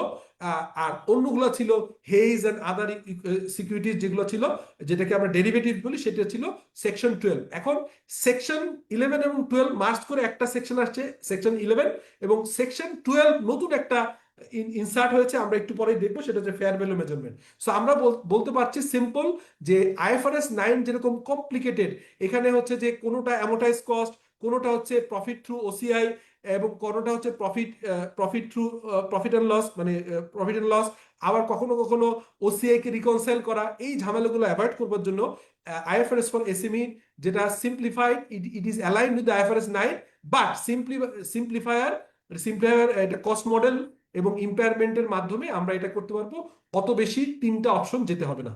লিজের ক্ষেত্রে অলরেডি আমরা বলেছি revenue for IFRS for SME যেটা section 23, it is now aligned with the IFRS 15। IFRS 15 যখন 19 সালে অ্যাপ্লিকেশন হয়, আর থার্ড রিভিউ যেহেতু হয়েছে 20 সালে, অতএব 5 স্টেপ মডেল ফলো করা হয়েছে। বাট এখানে একটা এক্সাম্পল আপনাদেরকে দেই, মেইন আইএফআরএস ফর যেটা হচ্ছে 15 রেভিনিউ, সেখানে 89 পাতা এবং অ্যাপেন্ডিক্স আছে। বাট এখানে সিম্পল হচ্ছে 6-7 পাতার ভিতরে সিম্পলিফাইড ল্যাঙ্গুয়েজে 5 স্টেপ মডেল এবং সিম্পলিফায়ার ল্যাঙ্গুয়েজ এবং লিমিটেড জাজমেন্ট এখানে ইউজ করা হয়েছে, এবং কমপ্লিকেটেড ট্রানজাকশনগুলো এখানে ওয়েবার দেওয়া হয়েছে। এরপর আসেন ডিসক্লোজার রিকোয়ারমেন্ট। আমরা জানি যে মেইন আইএফআরএস এ 3000 অলমোস্ট যে 5000 পাতা আমাদের আইএফআরএস, সেখানে 3000 রকম ডিসক্লোজার দেওয়ার কথা বলা আছে। বাট আইএফআরএস ফর এসএমই তে 35টা সেকশনে মাত্র 300টা ডিসক্লোজার রিকোয়ারমেন্ট আছে। আর আরেকটা ইন্টারেস্টিং হচ্ছে, আমরা মেইন আইএফআরএস এ ইনকাম স্টেটমেন্টের ভিতর আমরা বলি যেটা হচ্ছে profit or loss and other comprehensive income একটা স্টেটমেন্ট, আর চেঞ্জ ইন ইকুইটি একটা স্টেটমেন্ট সেপারেট। বাট আইএফআরএস ফর এসএমই তে বলা হচ্ছে যে প্রফিট অর লস এবং হচ্ছে আপনার চেঞ্জ ইন ইকুইটি একটা স্টেটমেন্টে হবে। আমি একটা এক্সাম্পল রেখেছি, আপনারা দেখতে পারবেন। আরেকটা বিষয় হচ্ছে আইএফআরএস মেইন ফুল আইএফআরএস এ আমরা দেখি যখন হচ্ছে আপনার রিস্টেটমেন্ট প্রয়োজন হয়, এবং আমরা জানি যে পলিসি যদি ভলান্টারি লেভেলে আমরা চেঞ্জ করি অ্যাজ পার আইএস 8, অথবা যদি কোনো এরর হয় তাহলে রিট্রোস্পেক্টিভ ইম্প্যাক্ট দিতে হয়। বাট আইএফআরএস ফর এসএমই তে বলা হয়েছে রিট্রোস্পেক্টিভ ইম্প্যাক্ট দিয়ে 3 কলামের ফাইন্যান্সিয়াল স্টেটমেন্ট করবার প্রয়োজন হবে না। এখানে সিম্পলিফাইড ওয়েতে কারেন্ট ইয়ারে অ্যাডজাস্টমেন্ট করে তারা করা যাবে, এখানে রিট্রোস্পেক্টিভ ইম্প্যাক্ট দেওয়া যাবে না। আচ্ছা, এবার আইএফআরএস ফর এসএমই 2025 সালে, যেটা 2027 সালে 1 জানুয়ারি থেকে অ্যাপ্লিকেশন হবে, সেখানে 3-4টা মেজর হচ্ছে চেঞ্জ আছে। তার মধ্যে একটা হচ্ছে কন্ট্রোল ডেফিনেশন, আমরা যেটা বলেছি যে অ্যালাইন্ড উইথ আইএফআরএস 10 অনুযায়ী কন্ট্রোল মেকানিজমটা হুবহু নেওয়া হয়েছে। রেভিনিউ রিকগনিশন, যেটা আমরা বললাম যে নেওয়া হয়েছে 5 স্টেপ মডেল। আর ফাইন্যান্সিয়াল ইনস্ট্রুমেন্টের ক্ষেত্রে আমরা আগের version of IFRS for SME তে বলা ছিল যে আইএফআরএস 9 না ফলো করে তারা ওল্ড আইএস 39 ফলো করবে। এখন বলা আছে না, আইএস 39 এটাকে আর ইউজ করা যাবে না, অ্যালাইন হয়েছে আইএফআরএস 9 অনুযায়ী, কিন্তু আইএফআরএস 9 যে 120-25 পাতার কমপ্লিকেটেড আইএফআরএস, সেটাকে সংক্ষেপ করে এখানে অ্যালাইন করা হয়েছে। সো আমরা এটা দেখতে পেলাম, যেটা হচ্ছে 11 সেকশনে বলা আছে। ফেয়ার ভ্যালুর ক্ষেত্রে নতুন একটা আইএফআরএস এবারই আসছে, যেটা মেইন আইএফআরএস 13 আছে, আইএফআরএস 13। আর আমরা দেখতে পাচ্ছি আইএফআরএস ফর এসএমই সেকশন 12 এ আছে fair value measurement consolidate from the various sources. এখানে সিম্পলিফাইড ওয়েতে, ওইখানে যেমন প্রিন্সিপাল মার্কেট, মাইনর মার্কেট, এভাবে অনেক কমপ্লিকেটেড করা আছে, সিম্পলিফাইড এখানে আপনার ফেয়ার ভ্যালু বের করার একটা প্রক্রিয়া এখানে আছে section 12। Shafik, you are running slightly behind the time, please. Okay Thank sir, you. আমি এবার হচ্ছে আমাদের আমি আর দুইটা স্লাইড আছে আমাদের। মেইন আইএফআরএসটা আমরা তো জানি, এটা নিয়ে দেখার দরকার নেই। আইএফআরএস ফর এসএমই যেটা হয়, রেভিনিউ এবং কস্ট অফ সেলস বা cost of revenue, gross profit, other income, distribution cost. এখানে একটা জিনিস মাথায় রাখতে হবে যে আইএফআরএস ফর যেটা মেইন ফুল আইএফআরএস এর 18 যেটা আসতেছে, যেটা 2027 সালে আমাদের অ্যাপ্লিকেশন হবে, সেই অনুযায়ী এটা আবার অ্যাডাপশন চেঞ্জ হবে। সেটার একটা প্রজেক্ট শুরু হয়েছে, বাট এটা এখনো 2027 সাল না, এটা 29 বা 30 সালে এসে এটা হবে। এখনকার যে প্রসেস এরকমই থাকবে। এখানে আমরা আদার কস্ট বাদ দিয়ে প্রফিট বিফোর ট্যাক্স পাবো, তারপর ইনকাম ট্যাক্স, এবং এরপরে হচ্ছে retained earnings last year, dividend distribution এবং ক্লোজিং রিটেন আর্নিংস, এরকম সিম্পলিফাইড দুইটা মানে statement of profit or loss and other comprehensive income এবং statement of change in equity statement, এইটার নামে সিম্পলিফাইড নাম আছে statement of comprehensive income and retained earnings, এই নামে আছে। সো এখানে আমি আর মেজর এই জায়গাটাতে আইএফআরএস ফর ট্রানজিশনের কথা বলি। ট্রানজিশনটা হচ্ছে এখানে বলা আছে যে মেইন আইএফআরএস এর ট্রানজিশনের জন্য আমরা ফার্স্ট টাইম অ্যাডাপশন একটা আইএফআরএস আছে, বাট এখানে আমরা যদি বলি আইএফআরএস এর এখানে সেকশন 35 এর ট্রানজিশন বলা আছে, এবং ট্রানজিশনের ক্ষেত্রে বলা আছে যে ট্রেনিং এবং আদার যে খরচ টরচ গুলো সবগুলো এখানে ক্যাপিটালাইজ করা যাবে, এবং আমরা এখানে অপশনগুলো আছে। সামারি যদি বলি, এক লাইনে যদি বলি, অমিশন আছে এই চারটা, আমরা জানি 33, 34, আইএফআরএস 8, আইএফআরএস 5 এবং 17 লাগবে না। আর এখানে অ্যাকাউন্টিং চয়েস ডিসঅ্যালাউ করা হয়েছে। নন কন্ট্রোলিং ইন্টারেস্ট ফেয়ার ভ্যালু এটা মেজার করতে হবে না, রিভ্যালুয়েশনকে এখানে ওয়েভার করা হয়েছে, এবং ইনভেস্টমেন্ট ইন প্রপার্টি মেজার করতে হবে ফেয়ার ভ্যালুতে, বাট কমপ্লিকেসি অ্যাভয়েড করে বেসড অন ইনফরমেশন। আর মিডিয়াম স্মল সার্ভিস সেক্টরের জন্য বরোইং কস্টকে সরাসরি এখানে প্রফিট লসে, অ্যাসোসিয়েট এন্ড জয়েন্ট ভেঞ্চারে হচ্ছে কস্টে রাখা যাবে। ডেপ্রিসিয়েশন অ্যানুয়ালি রিভিউ করবার কোনো প্রয়োজন নাই। রিসার্চ এন্ড ডেভেলপমেন্টকে আমরা প্রফিট লসে চার্জ করতে পারবো। Useful life of any intangible asset maximum 10 years. Goodwill is amortised its over useful life, এখানে ওভাবে ইম্পায়ারমেন্ট টেস্ট করতে হবে না, এবং কোনোভাবে 10 বছরের বেশি করা যাবে না। On disposal of overseas subsidiary, এটা হচ্ছে আমরা জানি যে এটা ওসিআই তে রিকনসাইল, মানে প্রফিটে রিকনসাইল করা লাগবে না, এটা আমরা সরাসরি ওসিআই তে আনলে হবে। সো আর এখানে ইমপ্লিমেন্টেশন কিছু চ্যালেঞ্জ আছে। ক্যাপাসিটি বিল্ড করবার জন্য আজকে যে সেশনটা হলো, এটা হয়তো আমি আধা ঘন্টা সময় পাচ্ছি, আমার মনে হয় এটা ডে লং ওয়ার্কশপের প্রয়োজন হবে। অ্যাকাউন্টেন্ট এবং অডিটরদের জন্য ট্রেনিং এর প্রয়োজন হবে, এবং ইনিশিয়াল এই রিলেটেড যে খরচগুলো হবে অর্গানাইজেশনের, সেইটাকে আইএফআরএস ফর এসএমই তে ট্রানজিশনে বলা আছে, এই খরচগুলো রাখা যাবে। এবং রেগুলেটরি এবং প্রফেশনাল বডিগুলোর অ্যালাইন্ড হইতে হবে, like FRC, Bangladesh securities commission, Bangladesh bank সহ এই জায়গায় রিকনসিলিয়েশন প্রয়োজন হবে। এবং আমরা জানি যে নিউ কি কি অ্যাডভান্টেজ পাবো আমরা এখানে, access to finance for the all organisation easy হবে, অডিটরদের লাইফ ইজি হবে, বিকজ এখানে অ্যাকাউন্টেন্ট মূল আইএফআরএস ইমপ্লিমেন্ট করতে পারে না, আমরা অডিটর যে অনেক ধরনের চ্যালেঞ্জ পাই। লোয়ার ট্যাক্স রেট হবে ফর দ্য এসএমইস, এবং সিম্পলিফাইড হতে হবে। এবং আমরা জানি যে বেশ কিছু ইনসেন্টিভ আছে গ্রিন বিজনেসের ক্ষেত্রে, সেটা অ্যাপ্লিকেশন করবার জন্য অনেকে ফাইন্যান্সিয়াল স্টেটমেন্ট প্রিপেয়ার করে না, তাদের অ্যানুয়াল রিটার্ন দেয় না, কিন্তু আইএফআরএস ফর এসএমই করলে সবাই ইন্টারেস্টেড হবে, স্পেশালি যারা কমপ্লেক্সিটির জন্য অ্যাকাউন্টস প্রিপারেশন অডিট করে না, তারা এটা করবে।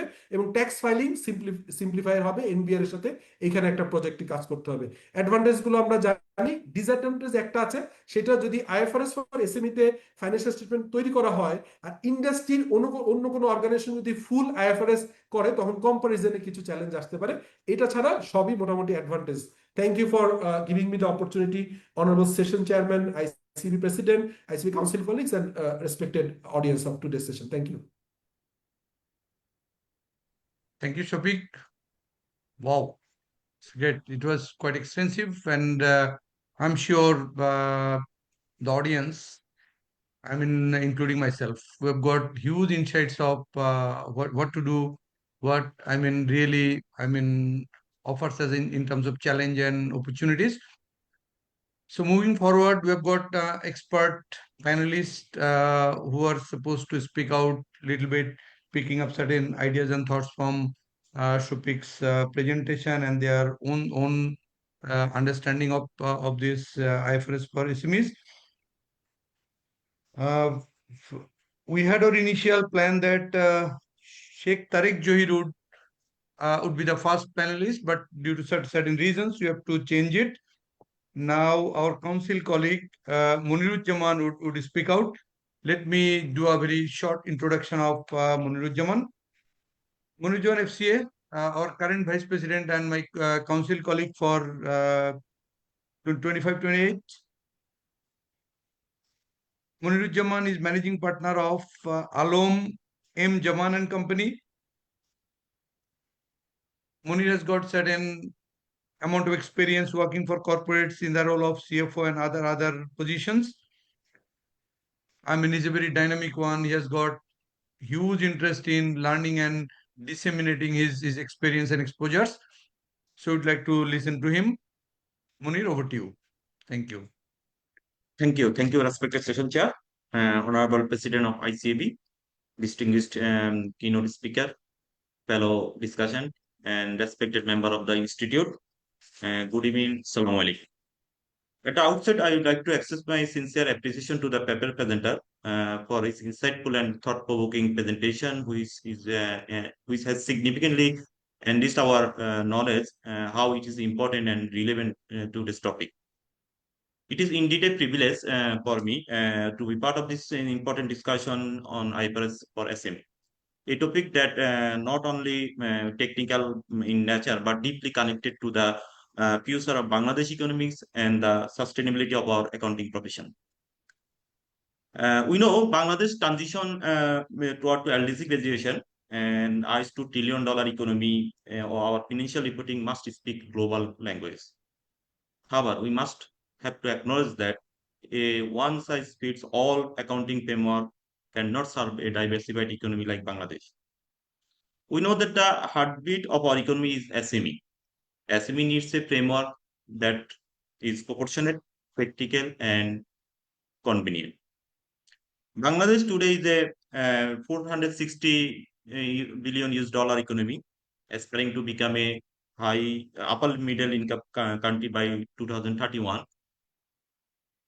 And the economy is mostly dominated by the SME. Already I mentioned our paper presenter that more than 95% of entities in Bangladesh are SMEs. They contributed 25 to 30% of GDP and provide nearly 85% of industrial employment.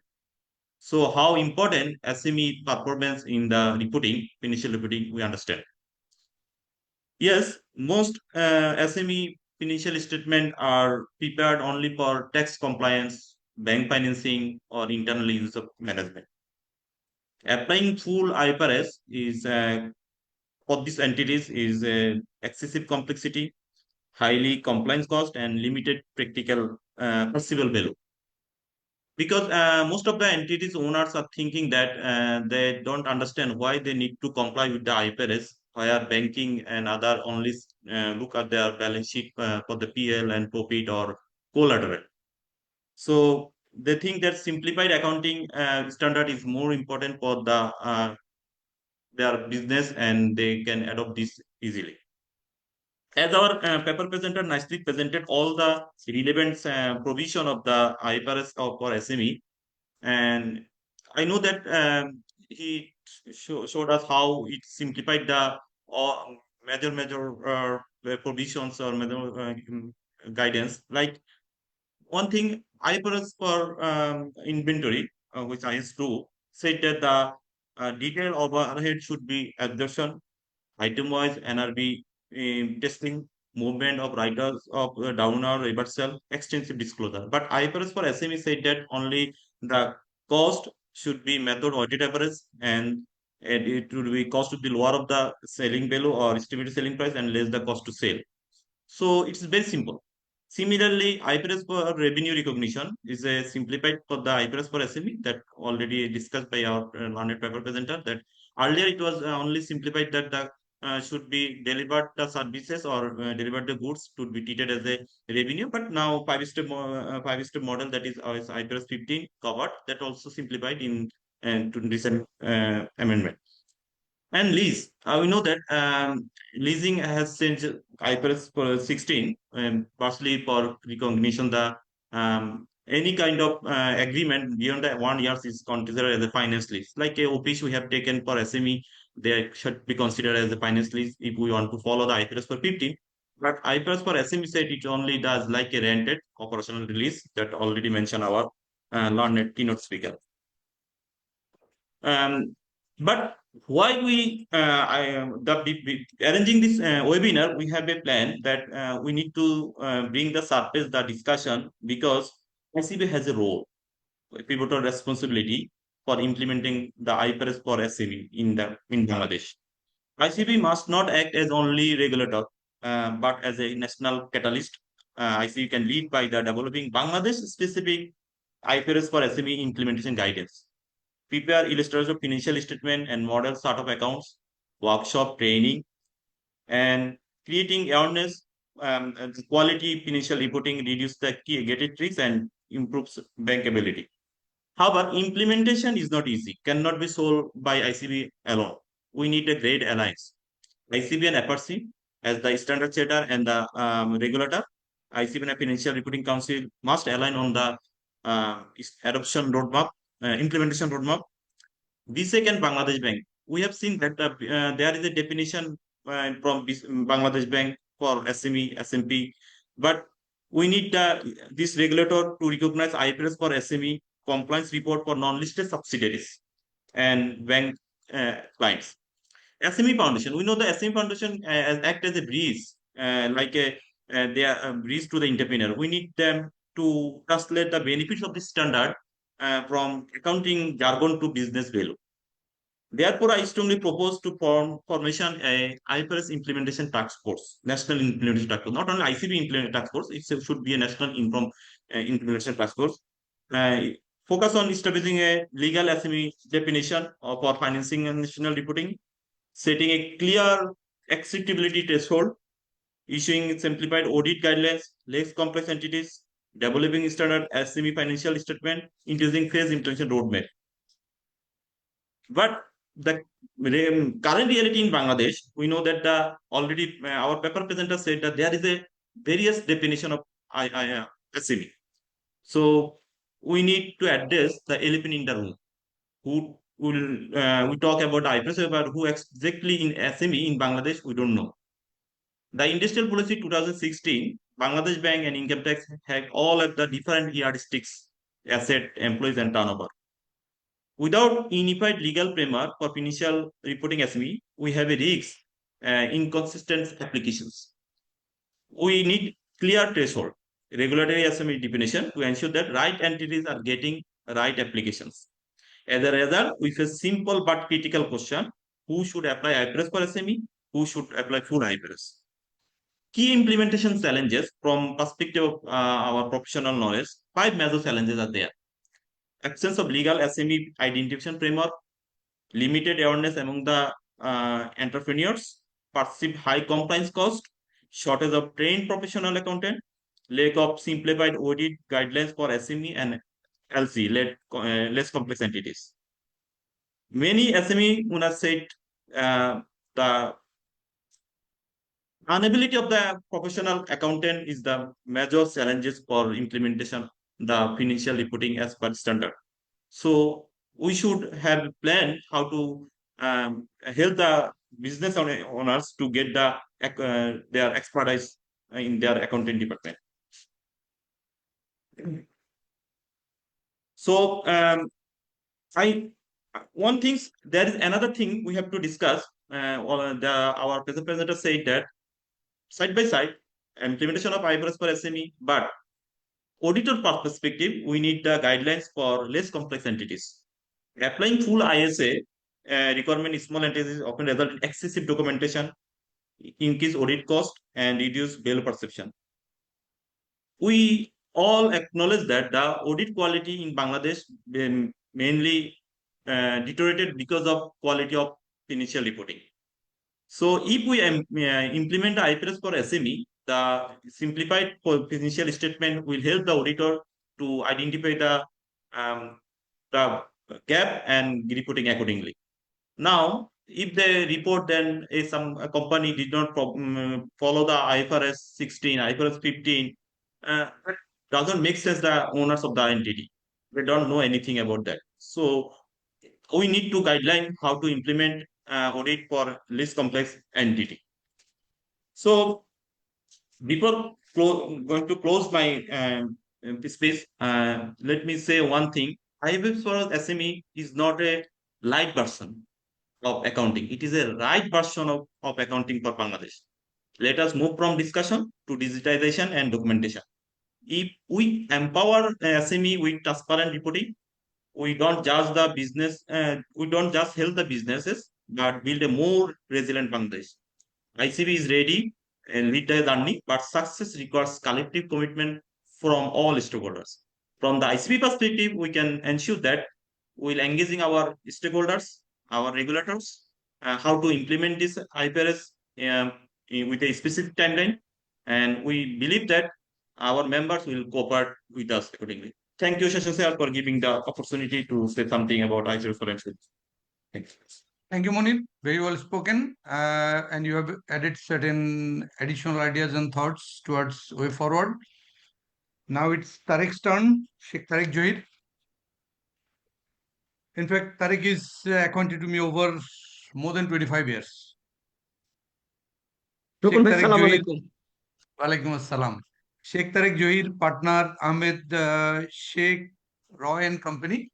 He has got huge working experience in the corporates from the position of, internal audit manager to the position of CFO, both at local and global multinational companies. The industry vertical is served in the corporate that covers pharmaceutical industry, telco, different FMCG, ceramic, and whatnot. So Tarek is into practice, and we would like to see that a very young and dynamic, brilliant fellow having honors and masters from accounting and information system, University of Dhaka. Tarek has got huge interest in contributing to the profession in terms of doing ethical business, as well as technical knowledges and understanding that he possesses. Let's listen to Tarek. Tarek, over to you. Thank you. Thank you Rokon ভাই, the session chair. সবাইকে সালাম আলাইকুম যারা শুনছেন আমার কথা। আসলে শফিকের এত সুন্দর একটা প্রেজেন্টেশন এবং মনির ভাইয়ের ফার্দার কমপ্লিমেন্টের পরে বলার জায়গা খুব একটা বাকি নাই। তবে আমি কিছু নোট নিয়েছি, সেটার উপরে আমি কয়েকটা ডিফারেন্ট আসপেক্ট দেওয়ার চেষ্টা করি। আইএফআরএস ফর এসএমইজ যে যেটা বলা হচ্ছে যে এটা একটা অ্যাক্সেসিবল ল্যাঙ্গুয়েজে করা হয়েছে, মানে একদম বাংলায় বলতে গেলে প্রাঞ্জল ভাষায়। কারণ 10% অফ দ্য টোটাল সাইজে নিয়ে আসা হয়েছে ফুল আইএফআরএস এর। এটা এতটা ইন্টারেস্টিং যে আইএফআরএস 15 পড়ে বোঝা, ফুল আইএফআরএস 15 পড়ে বোঝা যতটা কঠিন, এখন কেউ যদি কোনো কনসেপ্টের জন্য আইএফআরএস 15 এর কোনো এরিয়া বুঝতে চান, উনি যদি আসলে আইএফআরএস 15 ফর এসএমইসটা আগে পড়েন, তাহলে মূল আইএফআরএস পড়াটা অনেক সহজ। The same applies for IFRS 16 এবং আইএফআরএস 9। মানে এই একটু উল্টো হয়েছে, বাট এটা অনেক বেশি বেনিফিশিয়াল হয়েছে এবং এত সহজে, এত সিম্পলিফাইড ওয়েতে এটা করা হয়েছে যে যে কারোর জন্য, মানে যারা বড় বড় অডিট বা অ্যাকাউন্ট প্রতিষ্ঠানে কাজ করছেন বা অডিট করছেন, তাদের জন্য it would be helpful to implement at the same time for small and medium practitioners alike. এটার মূল একটা যে ব্যাকড্রপ, যে কারণে আইএফআরএস 15 আজকে আসলো, যেটা শফিক অলরেডি টাচ করেছে, যে এসএমই প্রতিষ্ঠানগুলো আসলে তার ব্যাংকেবিলিটি নিয়ে গ্লোবালি চ্যালেঞ্জ ফেস করে। আমাদের বাংলাদেশেও এটার খুব বেশি তফাৎ নাই এবং এত বেশি তারা ক্রেডিট কনস্ট্রেইন যে আমার একটা সুযোগ হয়েছিল ট্রু ভ্যালুর সাথে কাজ করবার। True value recently signed an understanding MOU with ICAB as well, which is very encouraging for all of us, because true value আসলে নিজেও পুশ করছে যেন এসএমই প্রতিষ্ঠানগুলো একটা ইউনিফাইড ফিনান্সিয়াল রিপোর্টিং প্ল্যাটফর্মে আসতে পারে, সো দ্যাট বাংলাদেশে এবং অ্যাক্রস দ্য বর্ডার এই প্রতিষ্ঠানগুলো যেন তার ক্রেডিট ক্রাঞ্চ বা ক্রেডিট কনস্ট্রেইন যে চ্যালেঞ্জটা আছে সেখান থেকে বেরিয়ে আসতে পারে। তার কারণ হলো যে বড় প্রতিষ্ঠান, মাল্টি মিলিয়ন আর মাল্টি বিলিয়ন ডলার প্রতিষ্ঠান যারা আছে, তাদের ফিনান্সিয়াল স্টেটমেন্ট অ্যানালাইসিসের মূল কারণটা হচ্ছে ইনভেস্টমেন্ট ইনটু দ্য ফিউচার। আর এসএমইদের ক্ষেত্রে হচ্ছে স্টুয়ার্ডশিপ, যে তার এক্সিস্টিং অ্যাসেটস যা আছে তা ম্যানেজমেন্ট কি কাজে সেটা ব্যবহার করছে। সো এই দুটোর জায়গা থেকে দেখলে আসলে অত বড় আইএফআরএস কমপ্লাই করা globally it has been a huge challenge for a lot of time, long period of time. আচ্ছা, এখন বাংলাদেশে এটার বেনিফিটটা কি হবে? বাংলাদেশের বেনিফিট যেটা প্রথমে আমি বললাম, যে প্রতিষ্ঠানের পার্সপেক্টিভে তারা এখন তাদের credit ordinance through presentation of A unified structured financial statement, যেটা সর্বজন গৃহীত হবে, এইটা তাদের জন্য একটা বড় সুবিধা দেবে। আর এসএমপি আমাদের মতো যারা স্মল অ্যান্ড মিডিয়াম প্র্যাকটিশনার্স আছে, তাদের জন্য সুবিধা হচ্ছে যে যেহেতু আমরা এটা অ্যাডপ্ট করব, আমরা সবাই মিলে এটা ইমপ্লিমেন্ট করব, SMP they can come up with some new innovative products to train and continue serving these এসএমইস।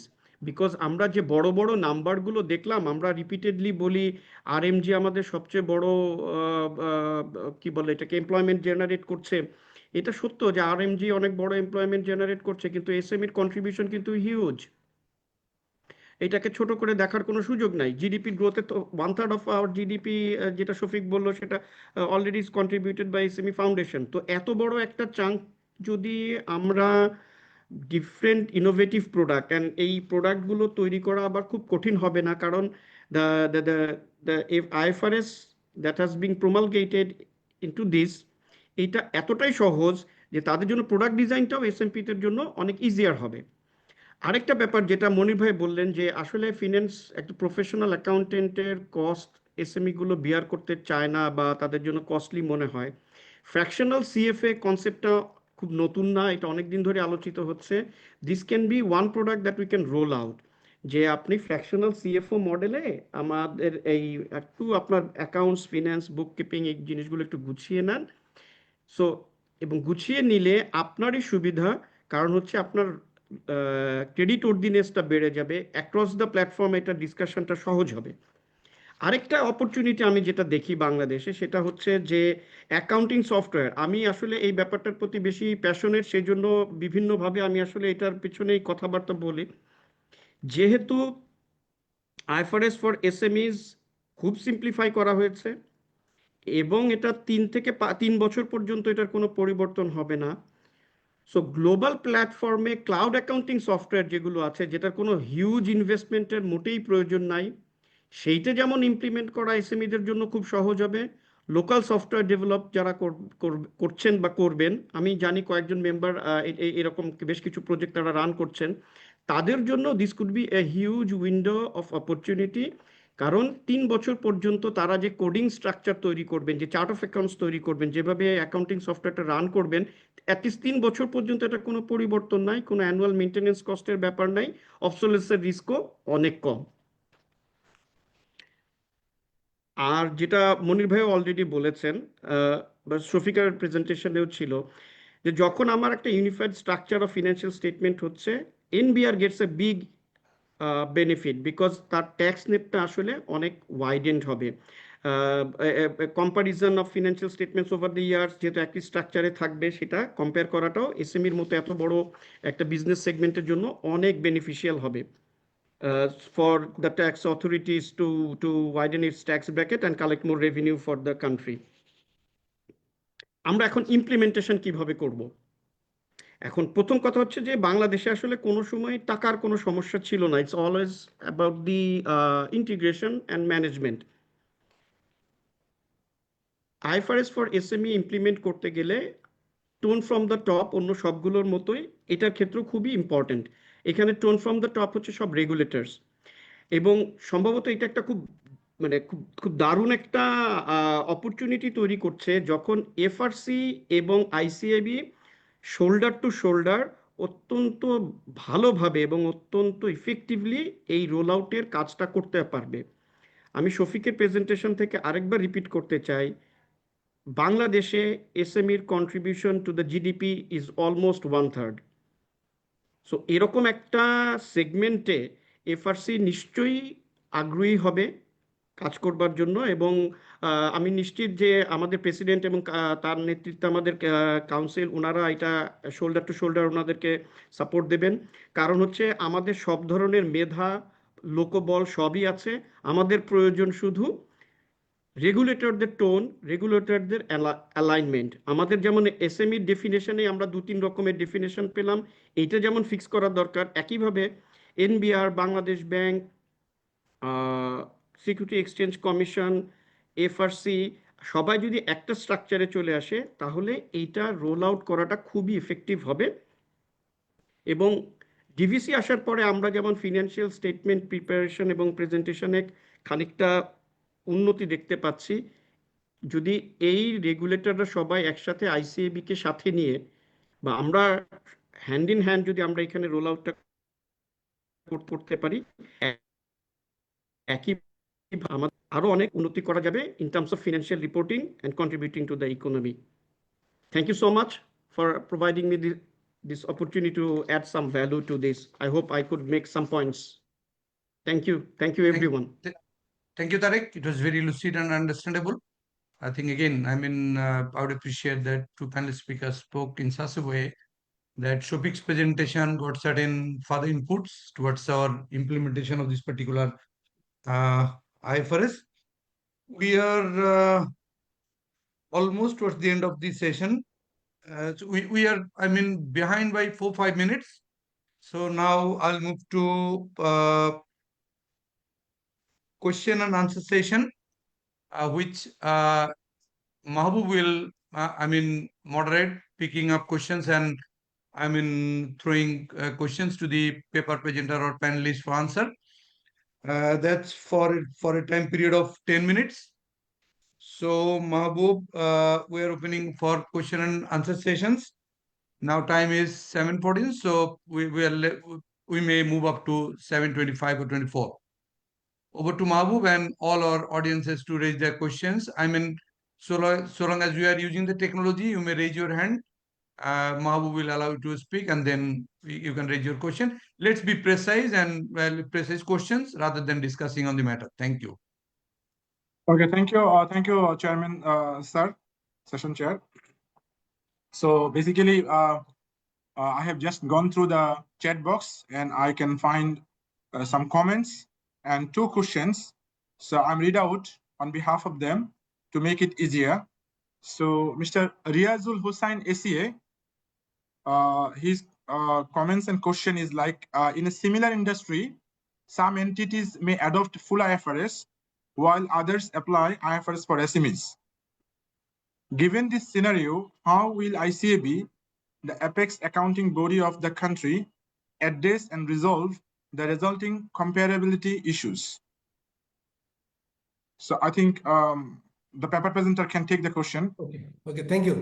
That is a very good question, but interesting part is that যে আমরা যখন হরাইজন্টাল এবং ভার্টিক্যাল কম্পারিজন করি তখন হচ্ছে যে আমরা নিজের ইন্ডাস্ট্রির কম্পারিজন করি আর অন্য একই ইন্ডাস্ট্রির অন্য কোম্পানির সাথে করি।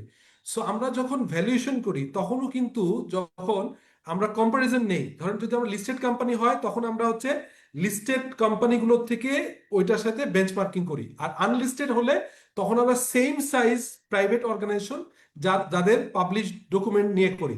সো এখন কোশ্চেন হচ্ছে যখন আমি এসএমই নিয়ে কম্পেয়ার করব তখন আসলে লিগ্যাল রিকোয়ারমেন্ট নাই, খুব কম, যেহেতু স্টক মার্কেটে যাবে না, অন্য কোনো জায়গায় খুব একটা যাবে না, সো ইন্ডাস্ট্রির সাথে কম্পেয়ার করার রিকোয়ারমেন্টটা কম। First.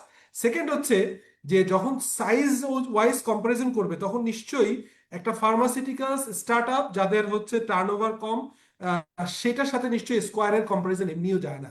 So logically is a very good question, but এটা গ্লোবালি একই রকমই। আইএফআরএস ফর এসএমইর আন্ডারে যেসব কোম্পানি থাকবে তারা চাইলে, যেমন ধরেন একটা কোশ্চেন থাকতে পারে যে আমরা অলরেডি ফুল আইএফআরএস আছি, এখন যদি IFRS for SME implementation permission হয়ে যায়, আমরা কাজ শুরু করি, তাহলে কি আমরা ওইটাতে থাকবো নাকি ব্যাক করব?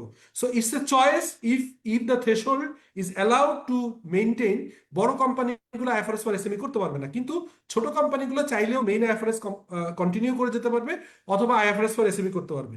সো আইএফআরএস ফর এসএমই হলে ওই কম্পারিজনটা ছোট কোম্পানির সাথে ছোট কোম্পানি হওয়াটাই যৌক্তিক।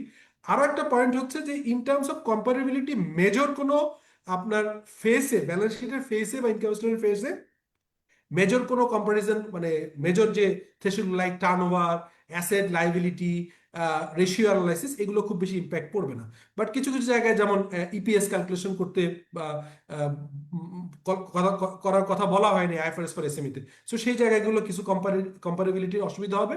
বাট হ্যাভিং সেড দ্যাট, যে জেনারেল পারপাস ফাইন্যান্সিয়াল স্টেটমেন্ট করবার প্রয়োজন আছে, বাট পাবলিক অ্যাকাউন্টেবিলিটি নাই। সো এই জায়গাটাতে আমার মনে হয় যে you got the answer. Thank you. Thank you, the keynote paper presenter. And the next question and comments from Mr. Shakhawat Hussain, his enrollment number 2303. So he wrote, so far my knowledge goes, IFRS for SMEs already adopted by FRC, that means FRC Bangladesh, whereas ISA for less complex entity is yet to be adopted. Then from 2027, will the auditor perform audit of SMEs by following ISA instead of ISA for LC? LC means less complex entities.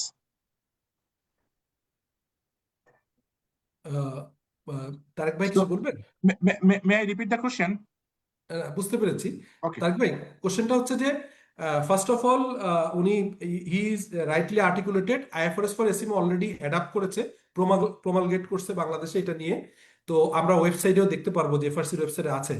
But আমরা এটাও দেখি যখন VAT আইনটা আসে 16 সালে করার পরে, কিন্তু আপনার 12 সালে আসার পর 16 সাল পর্যন্ত ইমপ্লিমেন্টেশন হয় নাই, অনেকদিন পরে এসে 19 থেকে বেসিক্যালি স্টার্ট হয়েছে বেসিক্যালি।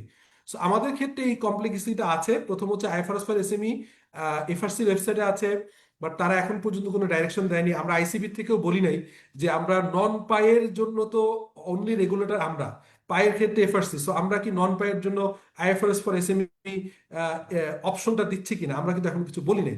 সো এই জায়গাটাতে আসলে একটু এই সেমিনার বা ওয়েবিনার এর মেইন উদ্দেশ্য হচ্ছে এই জিনিসটা সামনে আনা, এবং এটা যখন হবে লেক্স কমপ্লেক্স এন্টিটির অডিটটাও কিন্তু ওইটা ফলো করবে। সো একটার সাথে একটা মানে অবশ্যই সামঞ্জস্যপূর্ণ, এবং ডেফিনেটলি আপনার রেগুলেটরদের ভিতরে একটা কোলাবোরেটিভ অ্যাপ্রোচ থাকবে। আমি আজকে অনারেবল প্রেসিডেন্ট, ভাইস প্রেসিডেন্টরা আছেন দুজনই, এবং অন্য কাউন্সিল কলিগরা আছে, আমি রিকোয়েস্ট করবো এটা নিয়ে একটা টাস্ক ফোর্স করার জন্য, এবং প্রোঅ্যাক্টিভলি এফআরসির সঙ্গে আমরা একটু এটা নিয়ে কাজ করতে পারি কিনা। সো তাহলে এই জিনিসটা, ওর যে কোশ্চেনটা শাখাওয়াত ইজ রাইটলি আর্টিকুলেটেড, যেটা আসলে আপনার এখন পর্যন্ত অ্যাম্বিগুইটি আছে। Thank you. The next question is from Hassan Habib. So his question is, what is the legally recognized definition of small and medium enterprise under the existing legal and regulatory framework of Bangladesh? আচ্ছা, Given that different regulators prescribe varying SME definition, which definition should be applied for regulatory and compliance purpose, and how does this impact the adoption of applicability of IFRS for SMEs? Thank you.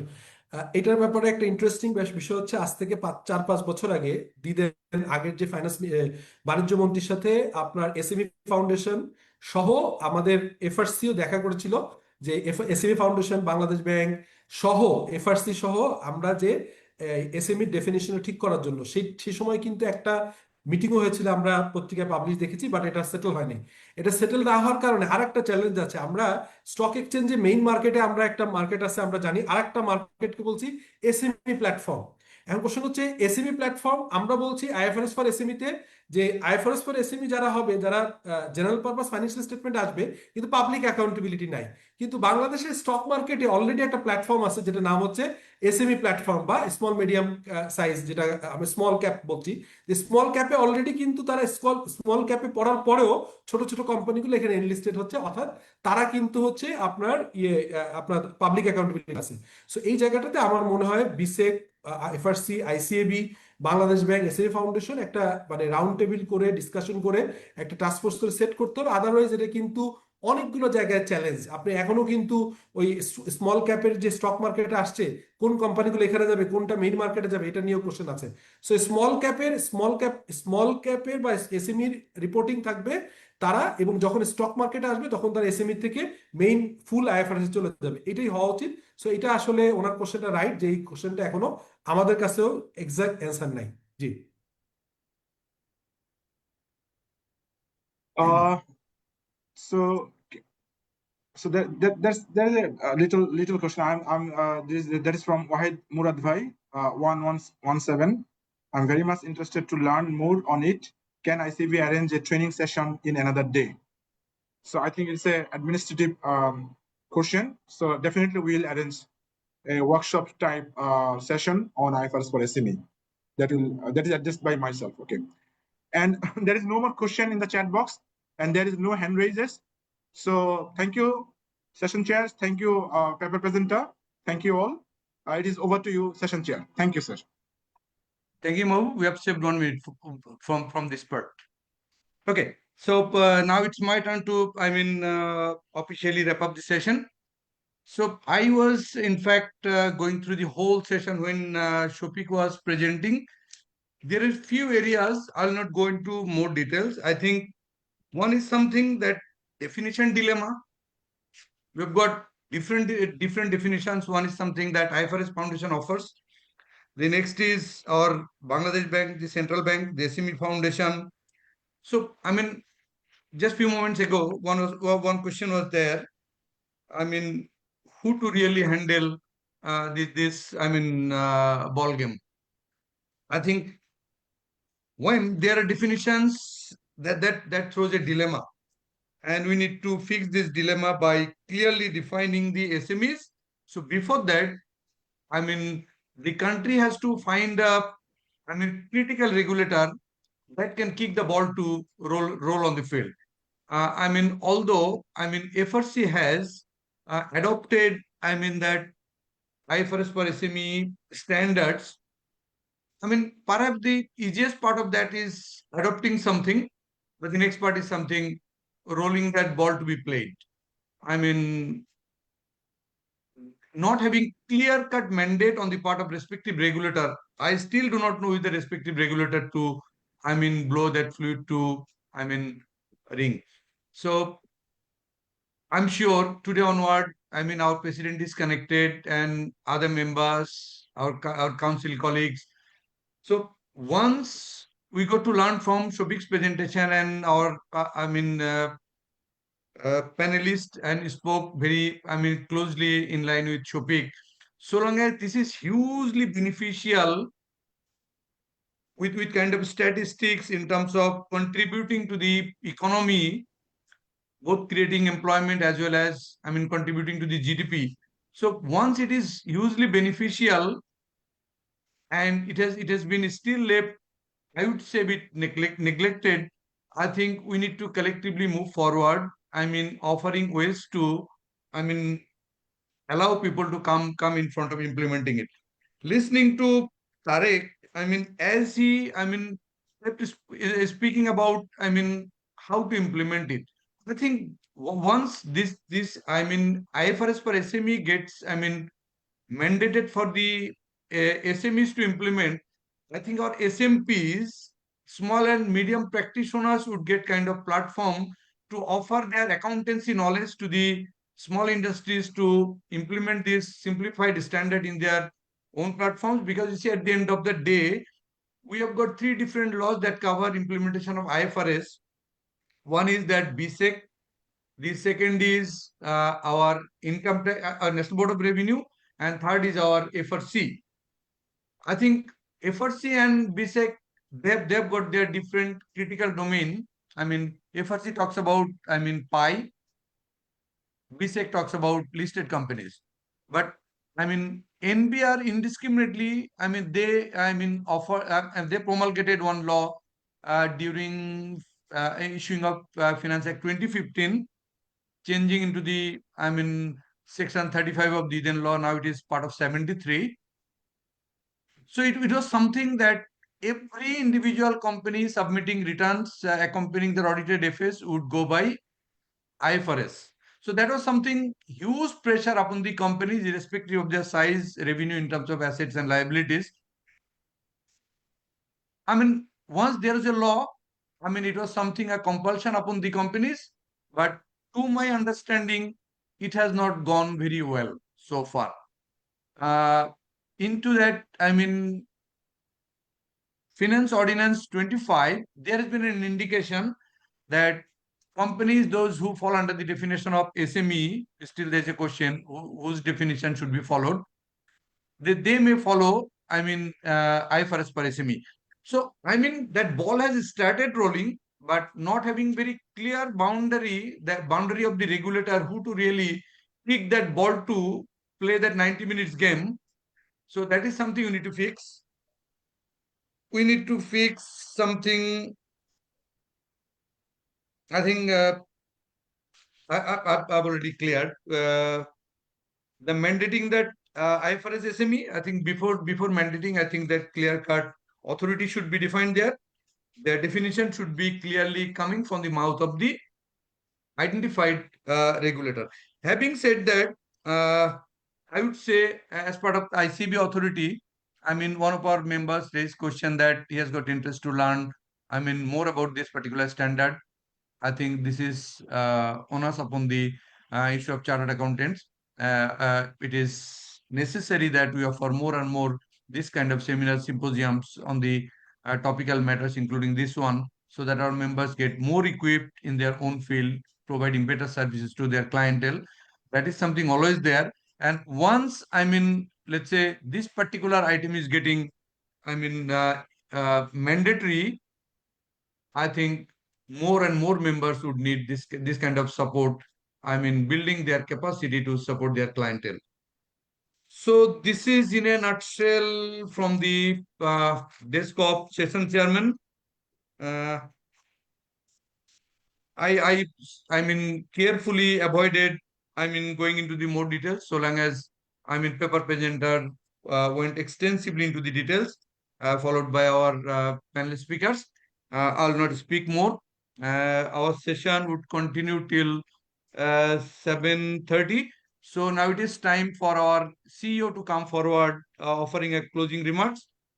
And he will get like 5 minutes time.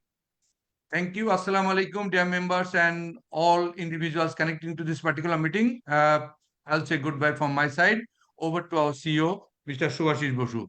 Subhashida, over to you. Thank you. Thank you, respected Chair, for giving me an opportunity to offer thanks to you all here. And I believe that our President is with us. It is deemed that he is with us. And Vice President is also with us.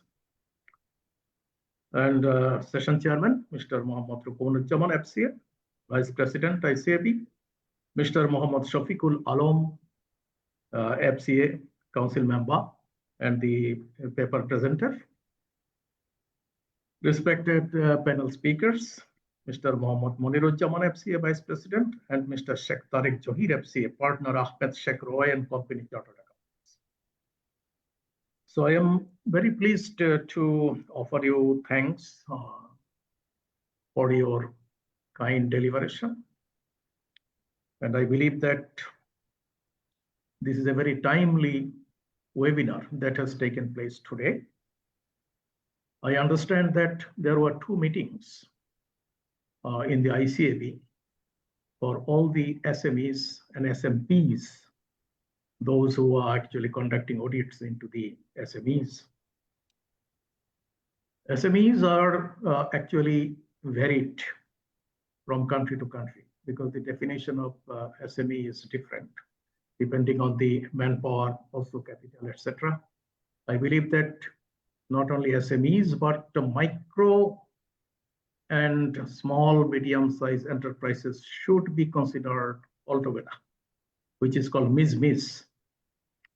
So in our country, of course, we have got 11.9 million units of SMEs here. And I believe all the partnership firms, proprietorship firms they are also dealing with the SMEs.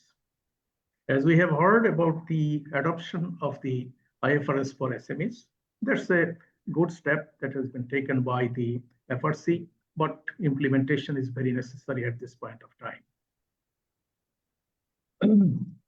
We understand that there should be some sort of flexibility between the IFRS and the stringent procedures of auditing standards.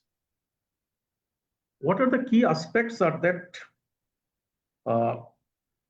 we should just focus on simplified requirements, target audience, focus, standalone standard, purpose, applicability, and effective date. All these are the key points which have been discussed so far.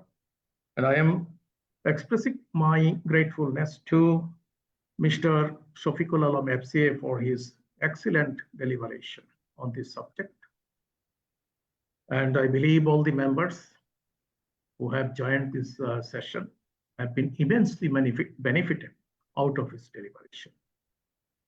The panel speakers also contributed a lot to the understanding of the members about the SMEs and SMPs and the current status and progress, what is actually going on.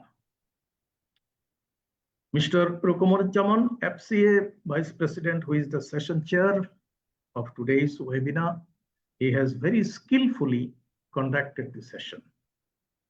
And from everybody, also from the members who have asked questions, that have also contributed to the other members in their understanding about this issue. Mr. Mahbub Ahmed Siddiqui, who actually conducted the question answer session, I also offer my sincere thanks to him and all of you who were present, including the President, Vice President, Council members, First Presidents, General members, everybody. So from my side, I would like to request you to contribute similarly to such sessions which will be held in near future.